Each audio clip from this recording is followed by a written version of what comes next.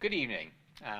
Welcome to the Harbor Church and Let's Talk Live. I'm Richard Dore, and tonight I'm hosting Taryn Burgess, who is the wife of Phil Burgess, the lead pastor of the Harbor Church. Now, Taryn has an interesting development. She's kind of made a full circle, so to speak. She was here when at the original Harbor Church when she was 4 years old, and that's when it used to be down on Pacific Coast Highway in Vermont in Harbor City.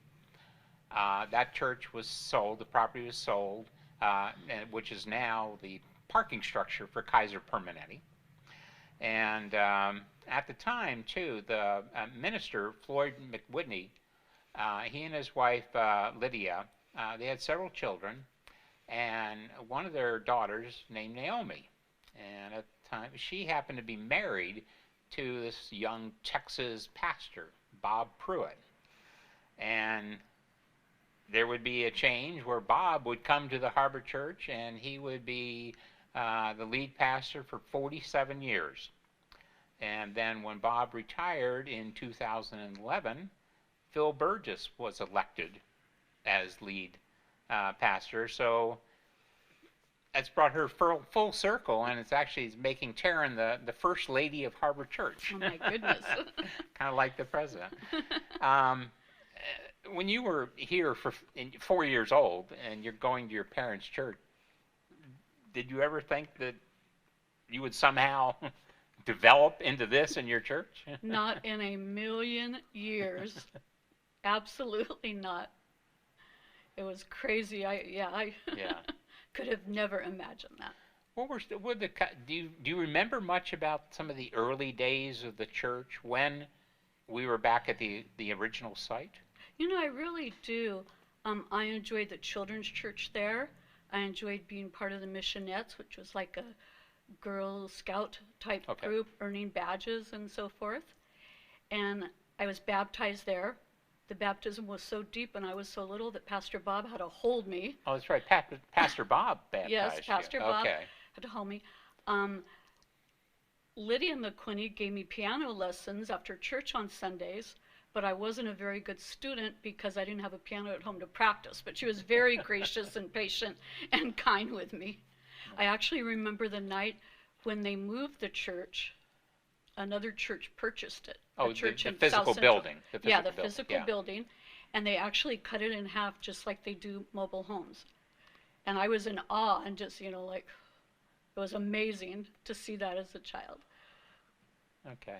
Now, let's see, when that, trying to get the timing about when, okay, when we then came over here, your family was then was active in building the current church. Yes, they were. Okay. My brother Richard, yeah, my brother-in-law Lee, and my uncle Owen, my dad's only brother. He had a construction company, and they were very active in building it, and they had times where they goofed around and played around. My brother was actually in charge later on of the expansion of the church. Okay. A few years down the road. And I understand you had a first. You did something for the first time for the workers? Yes, the men of the church did a lot of the work. And so Saturdays was a big work day for them. So I very proudly baked my first cake and brought it to them. I was very excited. The women would bring lunch and so forth. Now, Phil will tell you that the men probably got sick, but that's not true. Okay. And I believe Phil's family was also going to the Harbor Church. Yes, right? they were. And with both families going here, what was the connection with Phil? I think your brother Richard was pretty instrumental in that, right? Yes. Richard was the youth pastor at the time, and he knew that Phil had a rather difficult family life, and so he would have him help him mow our big backyard on Frampton, or help clean the church, and they would take him for a hamburger just to invest time in him and show him how much he cared. And my mom was Phil's sister's missionette leader as well. Okay. And then his siblings were in Sunday school with my nieces and nephews. Okay. Yeah. And I think Richard and Phil were involved in what, the trust company? Yeah, my brother, among others in the church, led the trust company, which was behind what would be Savers now. In Lomita. Okay. Yes, in Lomita. And they would have concerts and events on Friday and Saturday nights. And Phil would sometimes, go there and check it out. They had some nice bands and so forth. And it was really good for the young people in the area. So, yeah, he participated in some of that as well. Okay. But I guess at some point in time you wrote a card to Phil. Yes. And I understand he wrote you back. Yes, he did. So what kind of brought that on? Yeah. Well, I wrote him a card, and what's really comical is I wrote it in the very apartment where we live now. And I sent it to him, and he wrote me back. And it was just, he was very gracious and kind in his letter. And I don't know, who would have ever known, right? Yeah. It's pretty bizarre. That was many years ago. Okay. Well, that's good. And then let's see, about this time you were going to Cal State Long Beach. Yes. I believe, right? Yes. And you were also working at the preschool here at Harbor Church. Yes. Okay. Yes, I would arrange my college classes, so I went like 3 days a week and work at the preschool 2 days a week. Okay. I got a California State Scholarship, was really a blessing from the Lord, his mighty hand at work, because otherwise I could not have afforded it. So it was really a tremendous blessing. Yeah, I enjoyed working at the preschool. Mrs. Clarice Jepson was a wonderful boss and a real mentor to me. Okay. But you eventually took over the preschool, right? Yeah. You headed the preschool, okay. Yeah. I was kindergarten teacher, and then Mrs. Jepson asked me to take over. In the Harbor Church Yes, schools? Yes, okay. for many years. Then Mrs. Jepson asked me to be preschool director, and so that was a blessing, and I think I did that for about 5 years, and it was great. Had a wonderful staff, and the kids were great. Okay. Now, about this time, did Phil also work in the church? At some point, yeah. Yes, I would close the preschool 2 nights a week, which was until 6 o'clock. And he was going to Vanguard, and he would come. He was church janitor at the time, actually, too. Okay. But he would come over, and he would sit and talk to me as I was closing, because I had to be able to answer phones and if parents were making a payment. So he started, talking and and so forth, and Okay. So this would have been what, maybe late 80s? Somewhere very, very late 80s. Okay, yeah, early 90s. Yeah. And then, and so with that, just talking and everything, I guess you and Phil started to date. Yes, we did. Okay, and how'd that go? It was obviously always went fun well yeah. because you're married.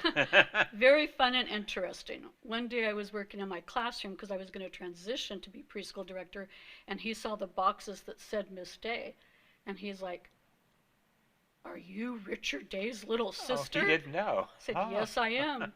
And he asked me out right then, but I made him wait a few months. So we took it slow and easy. Okay. It's rather comical. He would take me to things like the Rams-Raiders game, and I would take him to the Ice Capades. Okay. Sure. Sounds fair, Sounds nice, right. nice.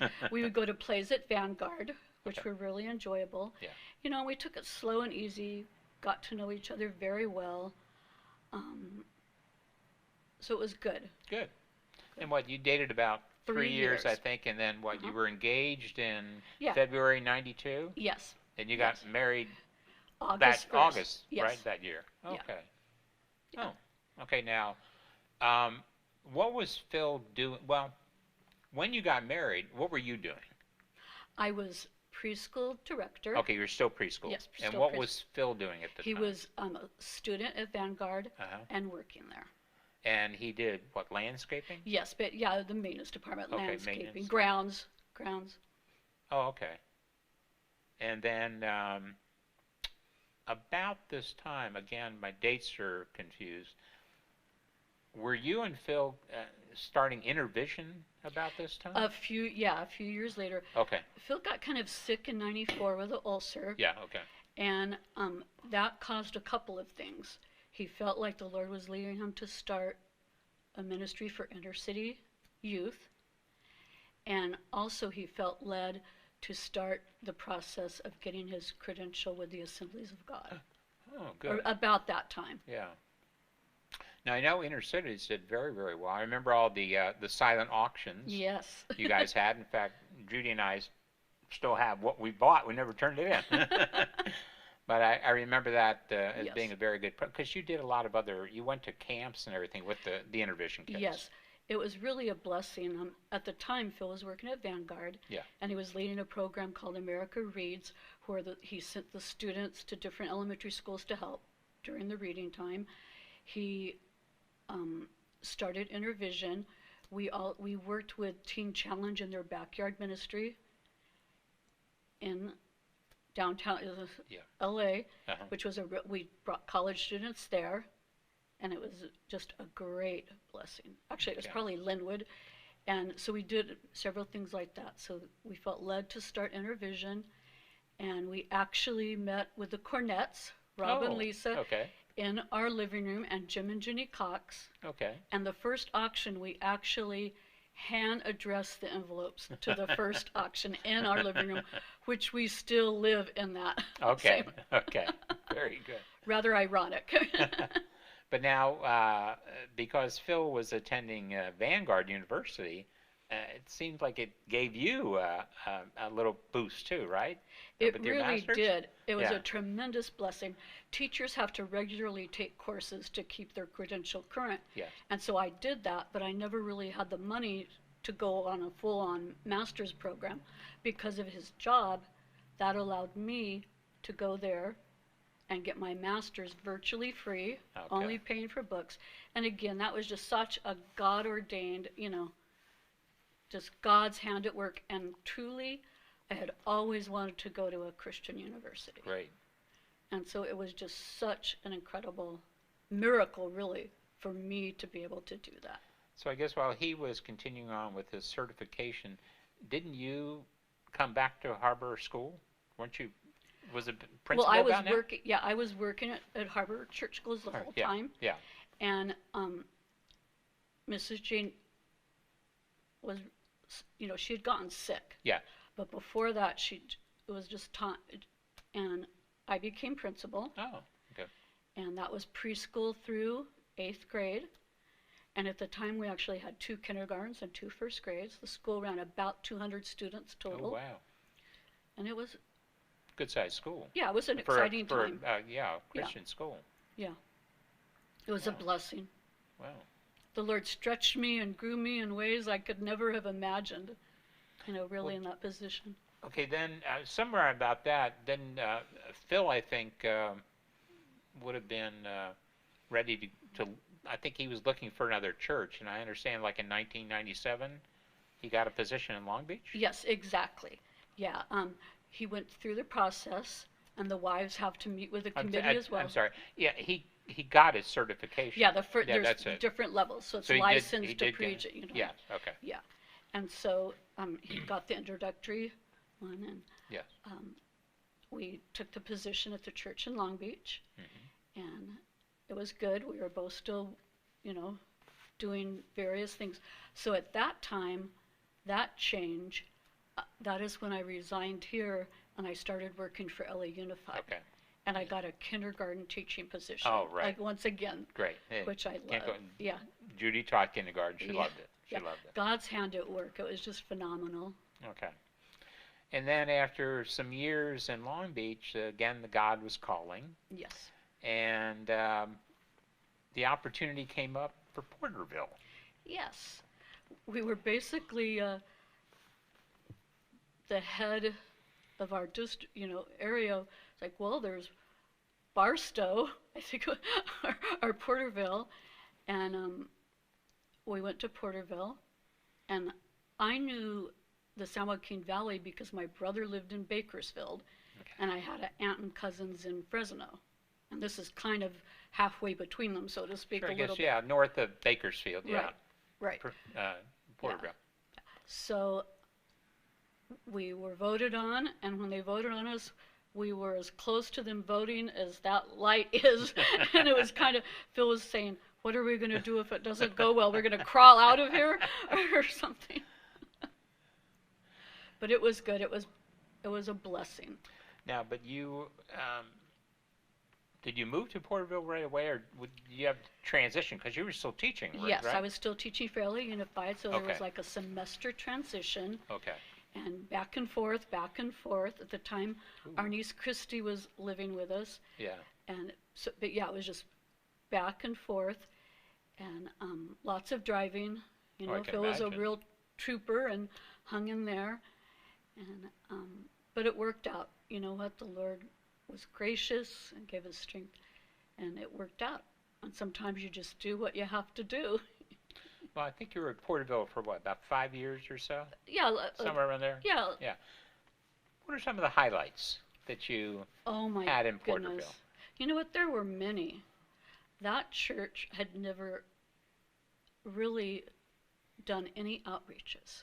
So we did a children's ministry outreach. We did a women's conference. And they started a skate park before the city could manage to start theirs, which was pretty phenomenal. And the kids and youth in the area loved it.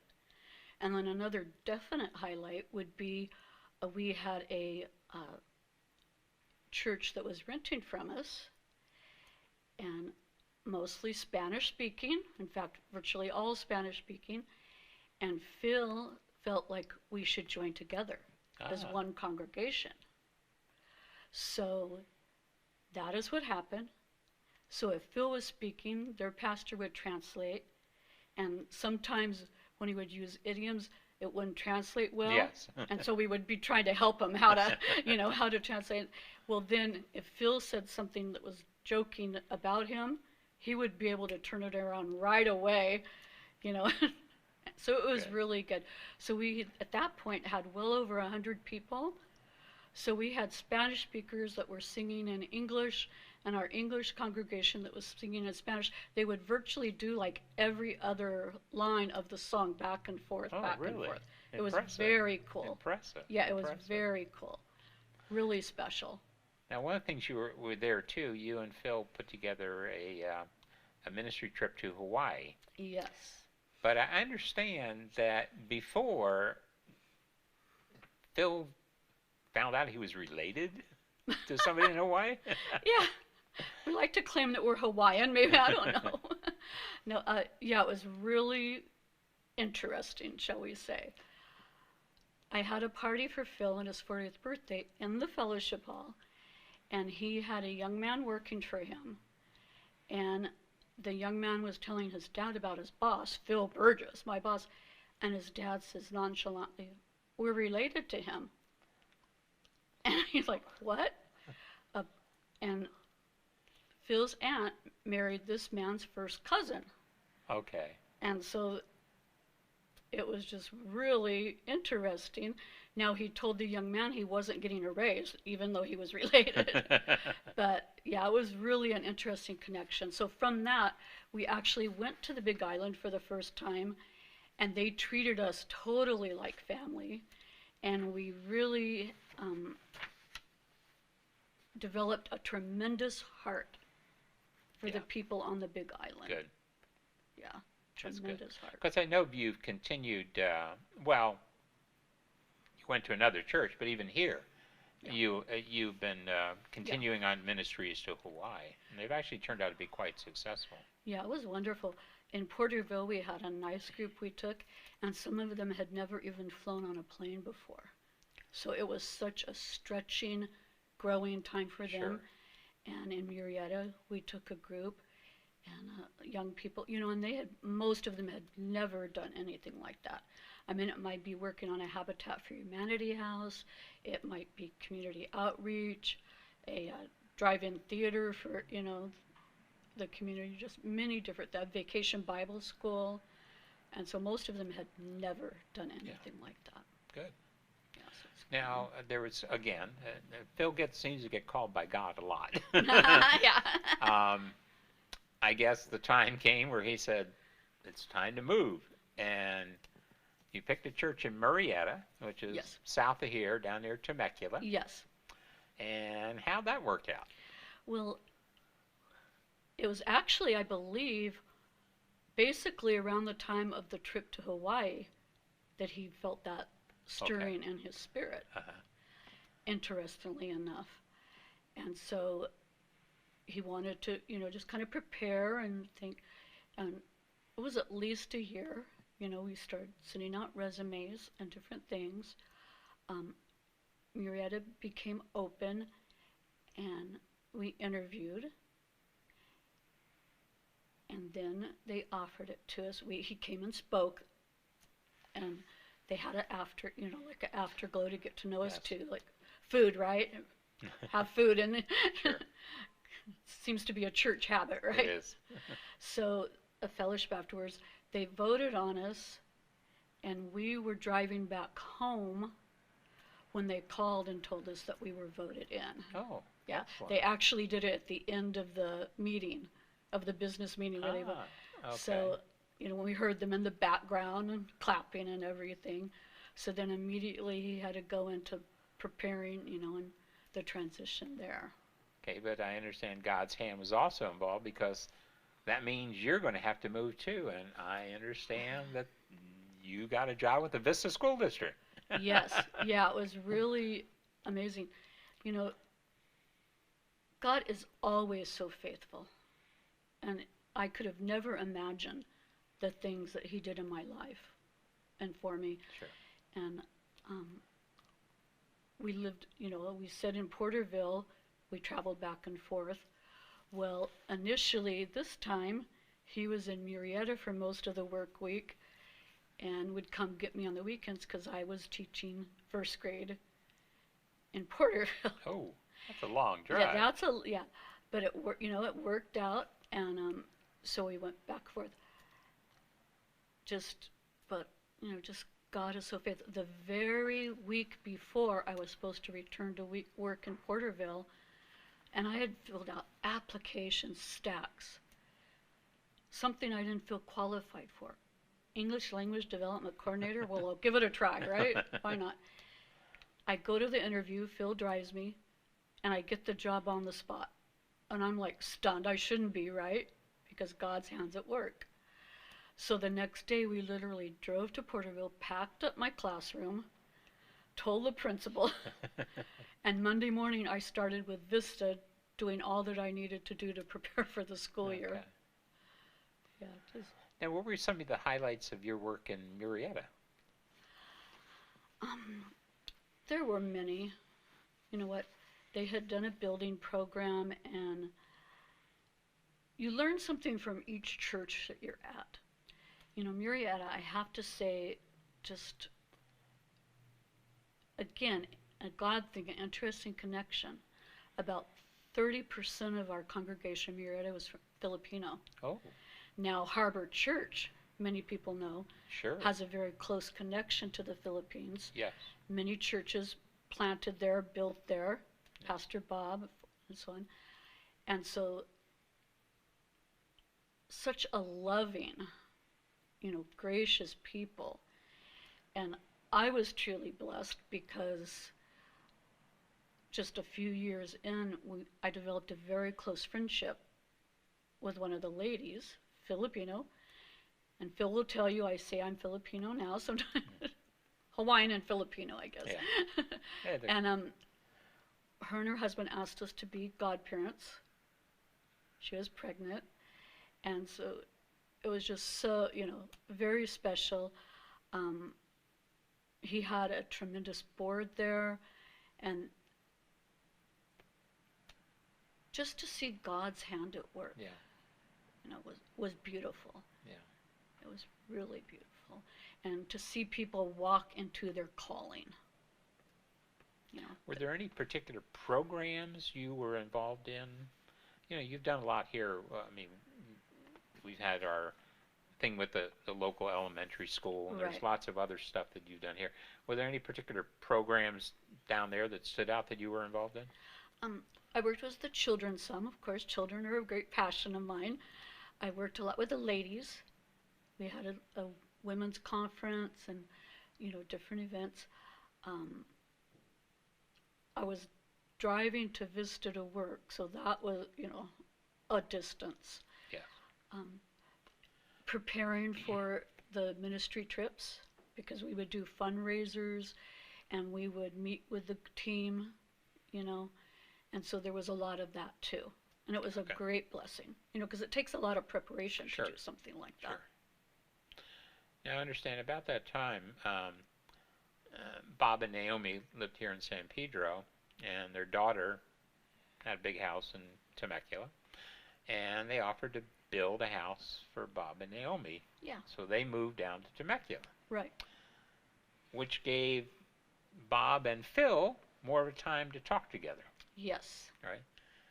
And I understand that Bob was thinking of retiring, so he might have put out some feelers to Phil. Yeah.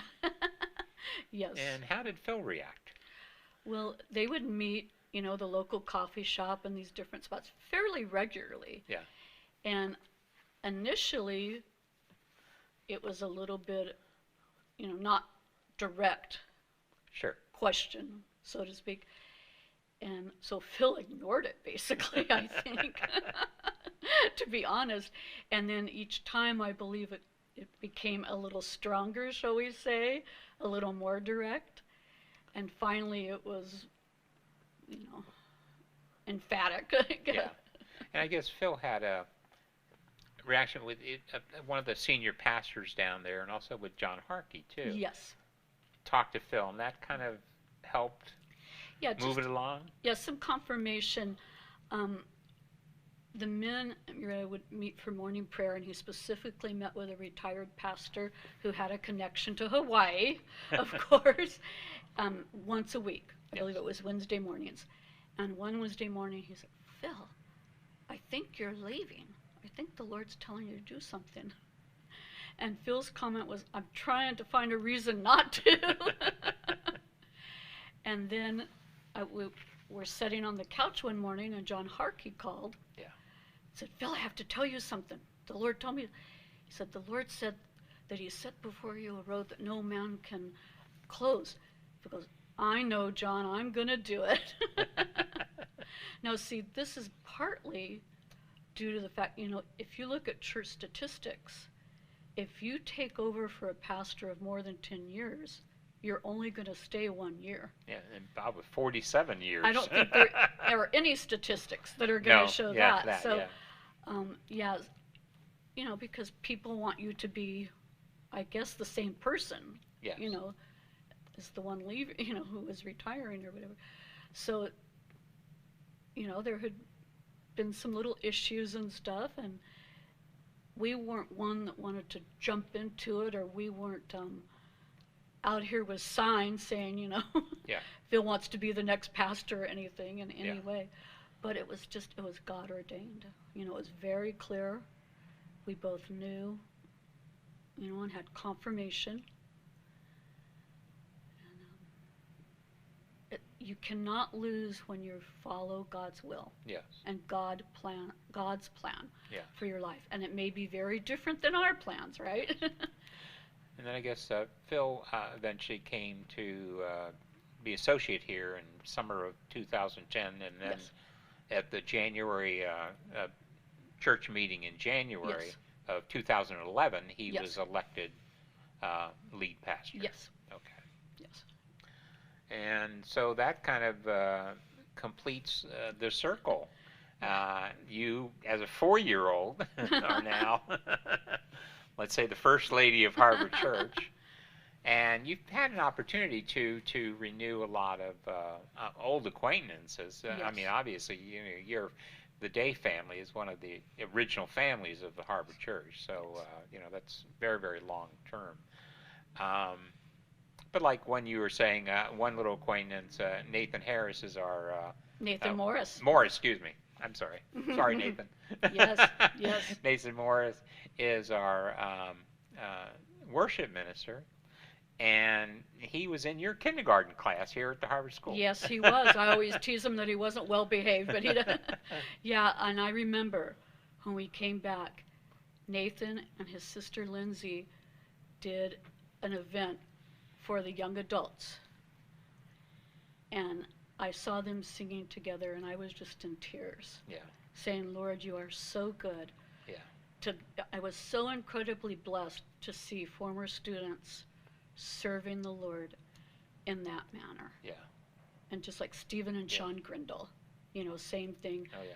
Missionaries, you know, doing great work for the Lord. And the list could go on and on. You know, so it was just really such a blessing. It Excellent. is a blessing. I'm glad. I'm so glad. proud of them all. I'm Yeah. glad. So again, full circle. So this is kind of like a highlight. I mean, coming back to the Harbor Church, where you used to be in the original Harbor Church when it was the old Harbor Yeah, Church. it's just, you know, I mean, I remember when they built this church, and so just to think, you know, over the many years, Yeah. you know, God's been so gracious. Oh, yeah. So good. You can see God's grace through it all. Yes. Sure. Yes. Most definitely. And he's just provided exceeding abundantly above all I could ever ask or think. And it's, Well, we're yeah. glad to have you back. Oh, it's our blessing and honor. And so it's been a lot of fun with you and Phil. Phil and Taryn and Phil come over to Judy and our house Yes. a lot, and we like to play a game. Particularly, there's a game called Sequence. Yes. Phil loves to play the Sequence game. So we've had a good time. We've had a Yes. good time. Anyway, I would thank you for watching tonight. We really appreciate it. And again, I will not be here next week, but there will be another program on. And I'd like to say, again, thank you, and may God bless you, and may you have a wonderful evening and a wonderful life. God bless you.